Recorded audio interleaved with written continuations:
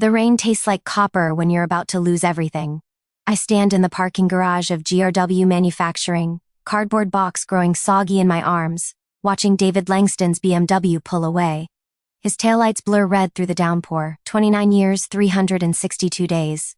I know because I've been counting since my first orientation, since Thomas held my hand and promised this job would give us security. Thomas has been dead for 12 years. The security dies Monday. My phone vibrates. Janet from HR, fourth call in an hour. I silence it and feel the weight of the potted succulent shifting in the box, the one my daughter gave me when she left for college, back when I still believed hard work and loyalty mattered. The plant has outlived my marriage, my husband, and now my career.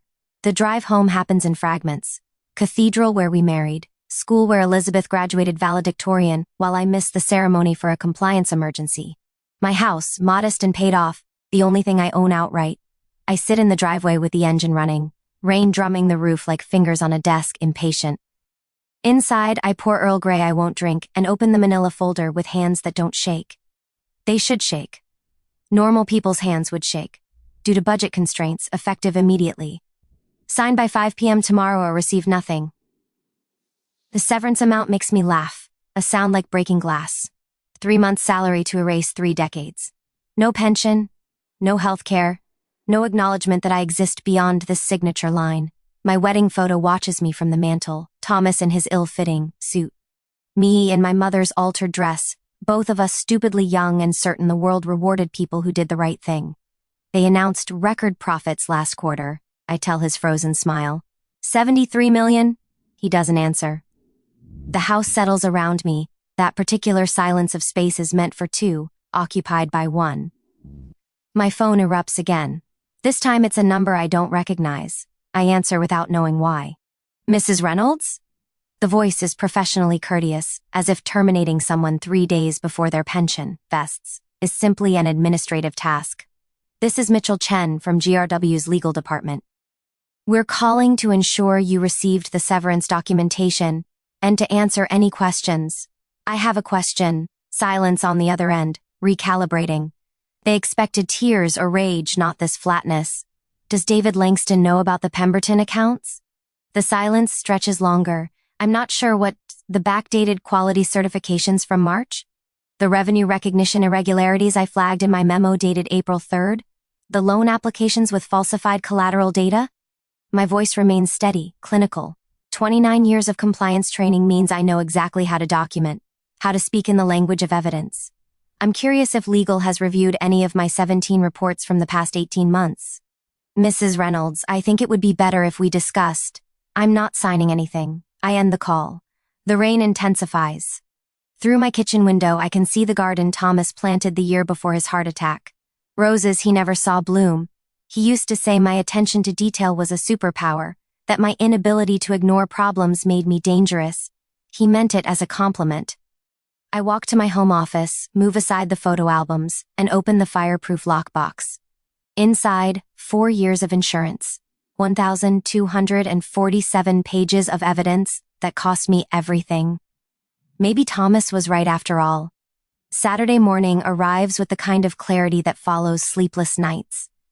I've spent 8 hours organizing documents on my dining room table, creating a timeline that would make a forensic accountant weep with joy, or horror, possibly both. The first irregularity appeared 4 years ago. Nothing dramatic. A shipment manifest that didn't match the invoice by 3,000 units. I flagged it, sent a memo to my then supervisor, Patricia Donovan. She thanked me, said she'd look into it. The discrepancy disappeared from the next quarter's report, but not in a way that made mathematical sense. It simply vanished, like a magic trick performed by someone who doesn't understand the audience can see the wires. I documented it anyway, habit maybe, or instinct. My phone lights up with Elizabeth's name. Our weekly call, the one constant in a life that just detonated. I consider letting it ring, but she'll worry. She inherited my persistence and Thomas's emotional intelligence, a dangerous combination. Mom, her voice carries that particular frequency of adult-child concern. You sound weird. What's wrong? I look at the evidence sprawled across my table. One path leads to signing the severance, taking the insult, spending my remaining years bitter and silent. The other path leads to a federal building downtown and a man I haven't spoken to in 3 years. I got fired yesterday. The silence stretches so long I check if the call dropped. Mom, your pension, you're 3 days away. I know, sweetheart. They can't do that. It's illegal. We'll sue them into... Elizabeth. I close my eyes, seeing her at 7 years old, indignant when a classmate cheated on a spelling test. Some fights you inherit. I need to tell you something, and I need you to just listen. I tell her about the Pemberton accounts, the falsified quality certifications, the pattern of fraud that's been accelerating since David Langston arrived with his reputation for operational efficiency. I tell her about the 17 reports I filed, the meetings I requested, the warnings I issued that disappeared into the corporate machinery like smoke. You've known about this for 4 years? Her voice shifts from shock to something harder to identify. Pride, maybe. Or fear, I suspected. Now I know. What are you going to do? Through the window, I watch my neighbor Mr. Peterson retrieve his newspaper, wave at his wife in the doorway. Normal Saturday morning. Retirement. Security. The reward for decades of playing by rules that apparently don't apply to everyone. There's a man named Gregory Santos. He used to be GRW's CFO before moving to the SEC. He always respected my work, even when others thought I was being paranoid. I pause, feeling the weight of what comes next. I'm going to call him. Mom, if you do this, they'll come after you. These people have money and lawyers and I have the truth. Elizabeth laughs, but it sounds like crying. That's very noble. Truth doesn't pay for attorneys or protect you when they destroy your reputation. She's right, of course. My daughter inherited my realism along with everything else. But she doesn't know about the lockbox, about the systematic way I've been creating an insurance policy while everyone assumed I was just the meticulous compliance officer, invisible and forgettable. Let me ask you something, I say. When you have kids someday, what do you want to tell them about their grandmother? The silence this time is different, considering. I want to come home, she finally says. I can be on a flight from Denver by tonight. No, stay there. This might get ugly before it gets better. I look at the documents again, seeing not just evidence but ammunition. And, Elizabeth? Whatever happens next, I chose this. Remember that. After we hang up, I find Gregory Santos's number. My finger hovers over the call button for 30 seconds before I press it. He answers on the second ring. Melody Reynolds. His voice carries recognition and something else. Wariness. This is unexpected. I need to talk to you about GRW manufacturing, I say. And I need you to understand that once we have this conversation, there's no going back. I'm listening. The rain has stopped. Sunlight breaks through the clouds, illuminating the evidence on my table like an exhibit in a gallery. The art of corporate fraud, meticulously documented. I begin to talk, and with each word I feel the future reshaping itself around this single moment. This choice that will either vindicate 3 decades of integrity or destroy what little I have left. Gregory's breathing changes as I outline what I have. When I finish, he's silent for so long I think he might have hung up. Melody, he finally says, and his voice has gone cold and professional in a way that tells me he believes every word. Don't sign anything. Don't talk to anyone from GRW. And secure those documents somewhere safe. They're already safe. How soon can you be at the federal building Monday morning? I look at the clock. 48 hours until my pension would have vested. 48 hours until I walk into a building and end my silence. 9 o'clock, I tell him. Bring everything. After the call ends, I sit in the sunlight with my cold tea and think about Thomas, about the garden he planted, about things that grow in darkness and things that require light. My phone vibrates. David Langston's number. I let it go to voicemail, then listen to his message with detached curiosity. Melody, it's David. I want to apologize if yesterday seemed harsh. Budget constraints are never easy, but perhaps we can discuss a more generous arrangement. Call me back. Today, if possible. I delete it and block the number. The weekend stretches ahead, vast and strange. I organize documents, I make copies. I create an index that cross-references dates, amounts, and responsible parties. I work with the focused intensity of someone preparing for war, because that's exactly what Monday morning will be. Somewhere in the GRW executive offices, David Langston is probably enjoying his Saturday, confident that I'll sign the severance, like a good little employee, grateful for the scraps. He doesn't know about the lockbox. He doesn't know that for 4 years, every time I've left the office with a document, I've been building a case against the day when doing the right thing would cost me everything. That day arrived yesterday, right on schedule. Monday can't come soon enough. The federal building smells like floor polish and consequences. I sit in a conference room with glass walls, watching people move through the hallway like fish in an aquarium. Gregory Santos sits across from me, older than I remember, his sharp intelligence now edged with something harder. Next to him, Angela Brennan, CC enforcement attorney, studies my documentation with the intensity of a surgeon examining an X-ray. Mrs. Reynolds, Angela says without looking up. Before we proceed, I need you to understand what you're initiating. Once you make this formal, there's no walking back. Your name will be attached to this investigation. GRW will know. Their attorneys will know. Are you certain? My hands rest flat on the table, still not shaking. I'm certain. What I don't say. I've been certain since Friday afternoon, when David Langston slid that manila folder across his desk, with the casual cruelty of someone who's done this before. What I don't say, certainty is all I have left. For 3 hours, I walk them through the evidence. Angela's expression shifts from professional skepticism to something resembling anger. James Weston, the forensic accountant, keeps making small notations, his pen moving faster as the pattern becomes undeniable. These discrepancies aren't small, James finally says, looking up. GRW has been systematically overstating revenues by at least 18% for the past 2 years. That's not accounting error, that's securities fraud. The words hang in the air like a verdict. Gregory leans forward. And you reported all of this internally? I slide across copies of my memos, each one time-stamped, receipted, acknowledged. 17 attempts to sound the alarm. 17 times I was told to trust the process, to let leadership handle it, to focus on other priorities. After David Langston joined, I continue, my voice steady. My report started being rerouted directly to his office. They never made it to the board. He was burying evidence of his own fraud. Angela's jaw tightens. That establishes motive for your termination. They needed you silent before you escalated outside the company. Or before my pension vested, I add. 3 days and I'd have been untouchable.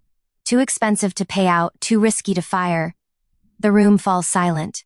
Even in a city of corporate crimes, the cruelty of the timing registers. We'll need your formal statement, Angela says. Then we'll initiate contact with GRW's legal team. This moves quickly once it starts. I nod, but something cold is spreading through my chest. How quickly? Within hours, they'll know someone reported them. Within a day, they'll suspect it's you.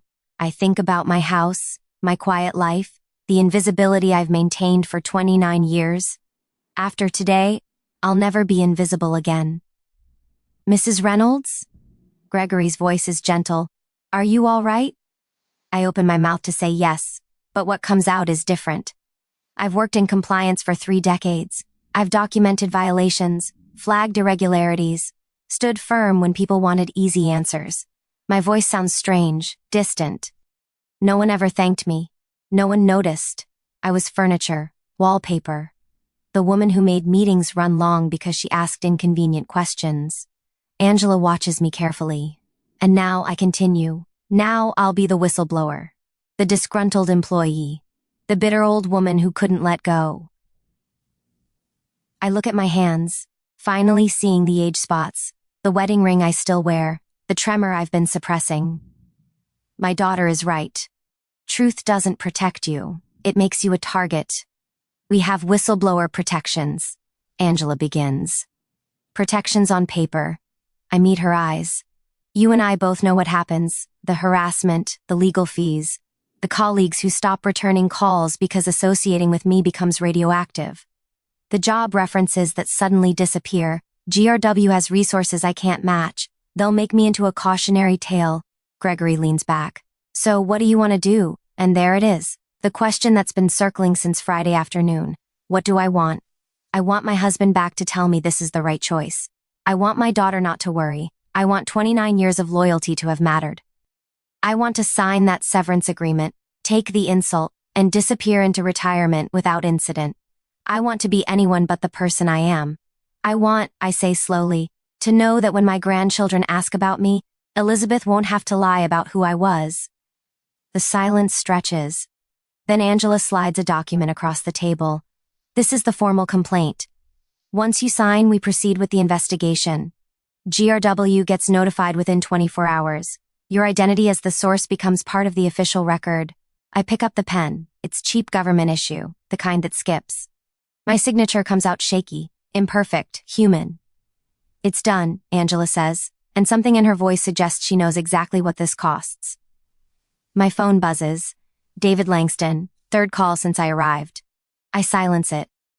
They're panicking, Gregory observes. Good. I stand, gathering my documentation. Let them panic. For 4 years I panicked every time I sent a report into the void. For 29 years I panicked about job security and pension vesting and whether my meticulous nature was a flaw instead of a strength. I look at my phone as it buzzes again. This time it's a number I don't recognize. Then another. Then Janet from HR. It's already starting, I say quietly. Angela nods. Don't answer. Don't engage. Let us handle all communication with GRW. But as I walk out of the federal building into the afternoon sunlight, I know that nothing will ever be handled again. I've just declared war on a company with unlimited resources and a desperate need to protect itself. My car sits in the parking garage where I left it. Normal, unchanged. But when I slide behind the wheel, I catch my reflection in the rearview mirror. I look terrified. Finally, by Wednesday, my name is everywhere. Not in headlines, not yet, but in the whispered conversations of business reporters, in urgent board meetings, in the kind of phone calls that happen behind closed doors. The SEC investigation into GRW manufacturing breaks publicly at 6 a.m., and by 6:05, my phone becomes a weapon. I turn it off. The silence in my house feels archaeological, like I'm the last person alive in a civilization that's already moved on. I make coffee I don't drink and watch the street through my kitchen window, half expecting news vans or process servers, or some visible manifestation of the chaos I've unleashed. Instead, Mr. Peterson retrieving his newspaper. Normal, oblivious. The email arrives at 9:17 a.m., sent to an address I haven't used in years, which means they've been digging. From David Langston. Subject, we need to talk, Melody. I think there's been a fundamental misunderstanding about your departure. The board has asked me to reach out directly. We're prepared to reinstate you immediately, honor your full pension, and discuss additional compensation for any distress caused. This situation benefits no one. Let's resolve this privately, professionally. Call me. David, I read it 3 times looking for the trap. It's in the word privately. They want this buried before the investigation finds something they can't explain away. I delete it without responding. At 11:30, my doorbell rings. Through the peephole, David Langston, in person, looking significantly less composed than his email suggested. His tie is loosened, his expensive suit somehow diminished by daylight. I don't open the door. Melody, I know you're there. His voice carries through the wood, strained. 5 minutes. That's all I'm asking. I watch him through the peephole like he's a specimen. This man who casually destroyed my career 4 days ago, and now stands on my porch pretending we're colleagues negotiating a misunderstanding. Your car is in the driveway, he continues. Just open the door. Let's talk like adults. Something about his tone, the barely concealed desperation masquerading as reason, makes me unlock the deadbolt. But I don't invite him in. I stand in the doorway, blocking entry, and wait. His relief is immediate and pathetic. Thank you. Look, I'll be direct. The board is willing to make this right. Whatever the SEC has told you about whistleblower protections, you need to understand that investigations like this take years. Years of legal fees, depositions, character assassination. Is that really what you want? What I want, I say quietly, is to not have been fired 3 days before my pension vested. He has the decency to flinch. That was unfortunate timing. It was precise timing. Melody. He steps closer, and I smell his cologne. Expensive, cloying. You're a smart woman. You know how this ends. The company survives, we always do. But you'll be the bitter employee who couldn't let go. Is that the legacy you want? I study his face, seeing the calculation behind the concern. He thinks I'm still the invisible compliance officer, the one who files reports and accepts being ignored. He thinks fear will make me negotiable. I have a question, I say. Did you read any of my reports? The 17 memos I sent flagging financial irregularities? His expression flickers. I reviewed some of your concerns, yes. They were noted and buried. They were handled appropriately. They documented fraud. My voice stays level, clinical. Systematic fraud that you accelerated when you joined the company. The Pemberton accounts, the backdated certifications, the revenue recognition violations. I didn't misinterpret the data, David. You falsified it. The mask slips. Just for a second, I see rage flash across his face, not at being caught, but at being challenged by someone he doesn't consider significant enough to be an obstacle. You're making a mistake, he says, voice dropping. A very expensive mistake. I've made mistakes before, I reply. Usually they involved trusting people I shouldn't have. I'm done with that now. I close the door on his protests and lock it with shaking hands. Through the window, I watch him return to his BMW, his movements sharp with fury. He sits in the driver's seat for 3 full minutes before pulling away, and I wonder what threats he's composing on his phone, what strategies his attorneys are crafting. My own phone, turned back on, shows 23 missed calls and 47 emails. I scroll through the sender names, GRW executives, former colleagues, numbers I don't recognize.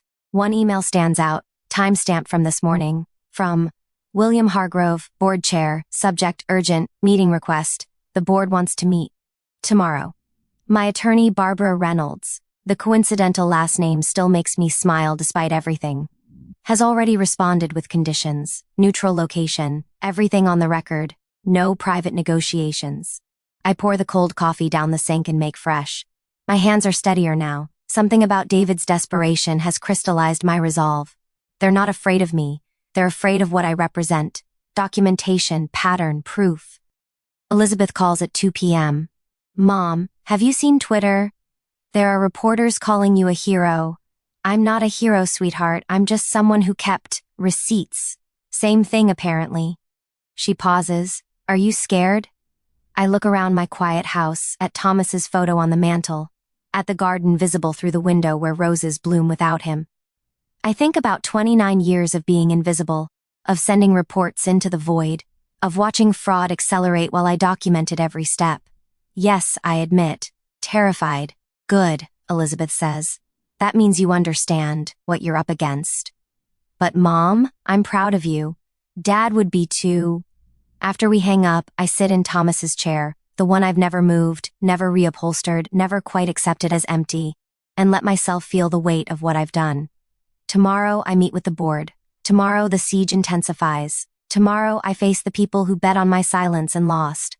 But tonight, I'm just Melody Reynolds, 61 years old, widow, mother, and the woman who decided that integrity matters more than invisibility.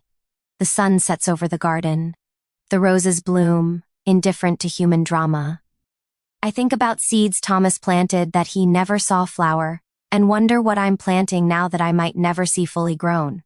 My phone buzzes one more time. Barbara, meeting confirmed for 10 a.m. Don't go alone, don't trust them, don't compromise. I text back, I won't. Outside, the streetlights flicker on. Mr. Peterson waters his lawn.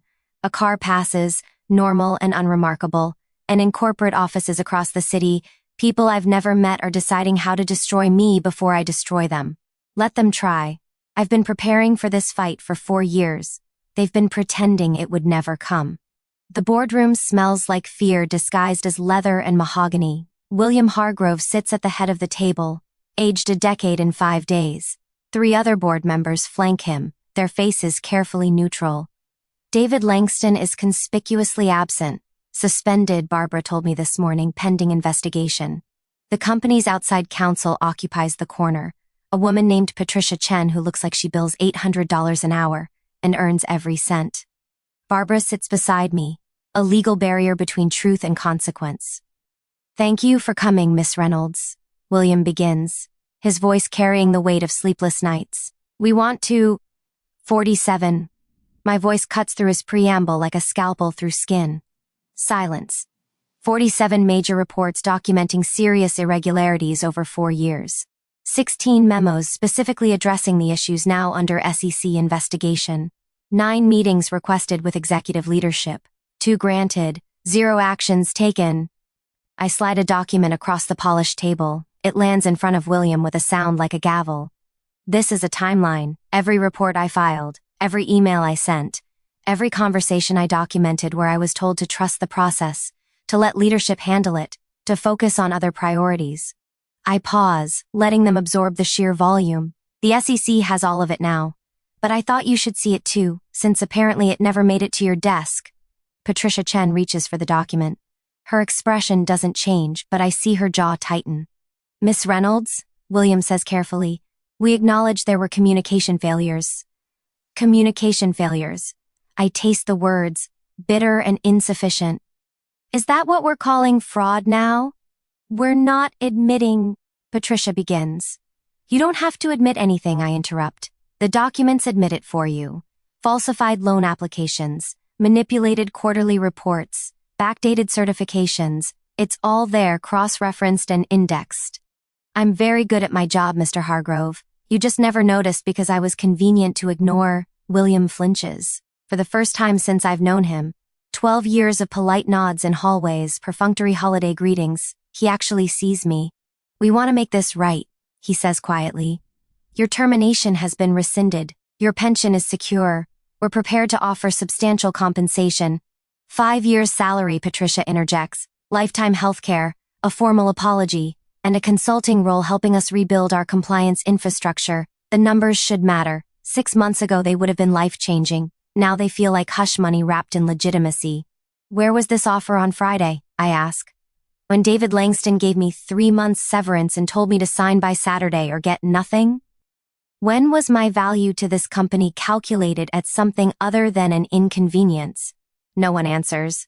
Barbara leans forward. My client isn't here to negotiate her silence. She's here because you demanded this meeting. So let's be clear, what exactly are you offering? And what do you expect in return? Patricia Chen meets my eyes directly. We're offering recognition and restitution.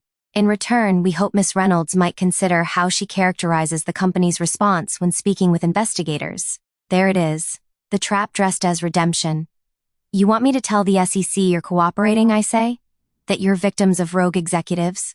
That this was all David Langston, and you're shocked to discover fraud happening under your noses? William's silence is confirmation. I think about Thomas, about the garden he planted, about Elizabeth learning to spell integrity for a second-grade assignment. I think about Janet from HR, probably terrified she'll be next. I think about every compliance officer in every company who files reports that disappear into the machinery of willful ignorance. No, I say, the word lands like a stone in still water. Miss Reynolds, Patricia begins. No, louder now, clearer. You don't get to buy absolution with my pension. You don't get to erase 4 years of documented misconduct with a settlement and a consulting title. And you absolutely don't get to use me as a character witness for your innocence. I stand. Barbara rises with me. I will testify to exactly what happened, I continue. Every report I filed, every warning I issued, every time you chose profit over integrity. The SEC will determine your culpability, not me. But I won't help you pretend this was anything other than what it was. Systematic fraud that you enabled through deliberate ignorance. William's face drains of color. You're making a mistake. The company will fight this. We have resources. I have the truth. I pick up my bag. And unlike your resources, the truth doesn't depreciate under scrutiny. As we reach the door, William's voice stops me. Melody. I turn. He's standing now, diminished in his expensive suit. Did you ever consider, he asks quietly, that maybe we genuinely didn't know? That the system failed us too? I study him. This man who signed my performance reviews for years without reading them, who approved budgets that buried my department, who built his career on plausible deniability. Mr. Hargrove, I reply, not knowing was a choice you made every single day. You chose not to read my reports. You chose not to attend meetings I requested. You chose leaders like David Langston who told you what you wanted to hear instead of what you needed to know. I pause at the threshold. You chose comfort over truth. Don't mistake that for innocence. The door closes behind us with a sound like finality. In the elevator, Barbara exhales slowly. That was extraordinary. Also potentially very expensive. I know. My hands are shaking now, adrenaline finally catching up. They'll come after you harder now. Character assassination, legal maneuvers, anything to discredit you before trial. Let them. The elevator opens to the lobby. Employees I've worked beside for decades avert their eyes as we pass. Some from shame, others from self-preservation. I understand both. Outside, the November air cuts clean and cold. News vans are parked across the street. Someone leaked the meeting. Cameras swivel toward us. Barbara touches my arm. You don't have to say anything. But I stop, facing the cameras, and for the first time in 29 years, I let myself be seen. My name is Melody Reynolds, I say clearly, and I refuse to be silent anymore. The cameras flash like lightning. Behind me, through the lobby glass, I see William Hargrove watching. He looks like a man realizing he's already lost. 6 months later, I stand in a federal courtroom and watch David Langston's hands tremble as he enters his guilty plea. His voice barely rises above a whisper. Guilty, Your Honor. The judge's gavel falls. 18 months federal minimum security. 2 board members receive similar sentences. William Hargrove, granted immunity for cooperation, sits in the gallery looking like a monument to his own irrelevance. Our eyes don't meet. There's nothing left between us that requires acknowledgement. Outside, November has given way to May, and the world has continued its rotation despite everything. Gregory Santos walks beside me down the courthouse steps, his hand steadying my elbow though I don't need the support. Old habits. You should feel victorious, he says quietly. Should I? He doesn't answer, which is answer enough. The settlement came through last month. Larger than the initial offer, secured through Barbara's relentless negotiation and the SEC's whistleblower program. Financial security beyond anything I imagined in my careful, calculated career. Blood money, Elizabeth called it, though she didn't mean it cruelly, just accurately. I've started the scholarship fund, the Melody and Thomas Reynolds Foundation for Corporate Ethics. It sounds noble in print. In practice, it means helping young people prepare for careers in a system that will test whether they can afford their principles. Most can't, I understand that now. My phone buzzes. Elizabeth, watching the news. Are you okay? I text back, yes. It's not quite true, but it's close enough. The lake house sits 40 minutes from St. Paul, far enough for distance, close enough for visiting grandchildren. Elizabeth relocated back last month, her marriage fractured by other pressures, seeking the gravity of family. My grandchildren, 7 and 9, don't understand why Grandma is sometimes on television, why strangers recognize her at the grocery store, why she keeps a go bag by the door from habit. They just know the lake has good fishing and the garden is starting to bloom. Thomas's roses, transplanted carefully, have adapted to new soil. I sit on the dock at sunset, feet dangling above water that reflects a sky caught between day and night. In my lap, a letter from Janet, the HR woman who hovered awkwardly while I packed my box 6 months ago. She left GRW in January, couldn't stomach the complicity anymore. The letter thanks me, apologizes, asks if we might get coffee sometime. I'll say yes. Forgiveness isn't about forgetting. It's about understanding that survival looks different for everyone. Elizabeth joins me, holding 2 glasses of wine. She started calling these our quiet hours, the space between her children's bedtime and her own, where mother and daughter can be simply women who've both learned that doing the right thing costs more than anyone advertises. The prosecutor called, she says, settling beside me. They want you to speak at a corporate governance conference. Keynote: I'm not a speaker, you're exactly a speaker. You just don't want to be. The distinction matters. I spent 29 years not wanting to be noticed, and now I can't escape visibility. Melody Reynolds, the whistleblower. The woman who exposed GRW, the cautionary tale or inspiration, depending on who's telling the story. What did Dad used to say? Elizabeth asks. About your attention to detail? That it was a superpower. He was right. I think about Thomas planting roses he'd never see bloom, about insurance policies I maintained for years hoping I'd never need them, about the peculiar cruelty of being proven right when you desperately wanted to be wrong. I miss him, I say, surprising myself. I don't usually speak grief aloud. I know. But Mom? Elizabeth's voice softens. He'd be so proud. Not just of what you did, of who you still are after everything tried to break you. The sun sinks lower. Across the water, lights flicker on in distant houses. Families sitting down to dinner watching television, living lives unburdened by the knowledge of how fragile security really is. I envy them. I always will. But I wouldn't trade places. The reporter from Bloomberg asked if I regret it, I say. Reporting GRW. What did you tell her? I watched the sky deepen to purple, stars beginning their patient emergence. I said regret is for choices you make carelessly. This wasn't careless. Elizabeth nods. We sit in comfortable silence. Two women who understand that vindication and peace are not synonyms, that justice costs the victor nearly as much as the guilty, that some battles you win by simply refusing to surrender your integrity to convenience. My grandchildren's voices drift from the house. Laughter, argument, the sound of childhood unmarred by the complications their grandmother carries. Elizabeth's daughter wants to be a lawyer. Her son wants to fish for a living. Both seem equally valid. They'll ask about you someday, Elizabeth says, when they're older, about this time. What should I tell them? I consider this carefully. The easy answer would be heroic. Grandma fought corruption, Grandma stood for truth. But easy answers are how we got here. Tell them, I say slowly, that Grandma kept records, that she asked inconvenient questions, that she tried to fix problems before they required explosions. I pause. And tell them that when the system failed, she didn't stay silent just because speaking cost her everything. That's a lot for kids to understand. They don't need to understand it now, just eventually. The stars multiply overhead, light from distant explosions, reaching us long after the fact.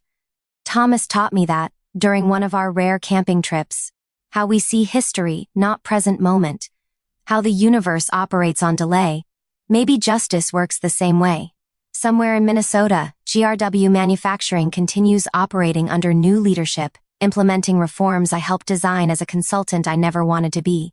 The company survived. It always does. But it's different now. Compliance officers have direct board access. Financial reporting undergoes independent review. Whistleblower channels exist outside the chain of command. Small changes, insufficient changes, but more than existed 6 months ago.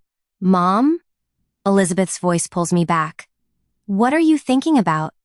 I look at my daughter, strong, principled, learning to navigate her own compromises, and feel the weight of inheritance. Not money or property, but something harder to quantify.